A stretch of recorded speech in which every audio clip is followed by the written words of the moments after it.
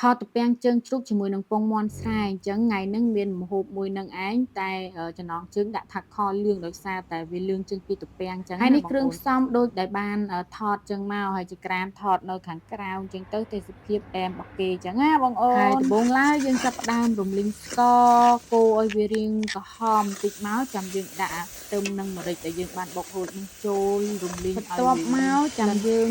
ដាក់សាច់ជ្រូកដែលយើងបានប្រឡាក់ទុកចោលហ្នឹងវារាងចូលជាតិហើយអញ្ចឹងយើងចាប់ផ្ដើមកូរឲ្យសព្វជាមួយនឹងគ្រឿងដែលយើងកូរមកសន្ទុះឃើញថាភ្លើងរាងខ្សោយអញ្ចឹងយើងមកថែមធ្យូងបន្តិចមកមុនហ្នឹងដកធ្យូងចេញដោយសារវាឆាប់ខ្លោចស្ករពេកអញ្ចឹងយើងដកចេញឥឡូវមកដាក់ចូលវិញដើម្បីឲ្យ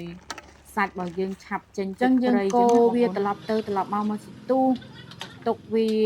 ចោលមួយឡែកតែបងអូនត្រូវប្រាកដថាកូរវាឲ្យសព្វគ្រឿងណាដើម្បីកុំឲ្យវាខ្លោចបាតបើយើងទុកកូរអត់សព្វអាស្ករយើងកូរមុនហ្នឹងឆ្នាំងចិនខ្ញុំវាដៃទុះពេកអញ្ចឹងមកឆ្នៃរដោតឲ្យវាស្រួលកាន់អញ្ចឹងកុំឲ្យលាកដៃហើយនេះខរបស់យើងរៀងចេញទឹកត្រីហើយនេះដំបូងឡើយក្រហមដែរតែដល់ពេលរៀបចំដាក់ទំពាំងដាក់អីមកនេះខយើងលឿងទុកមកសន្ទុះហើយយើងចាប់ផ្ដើមដាក់ពងចូលកូរ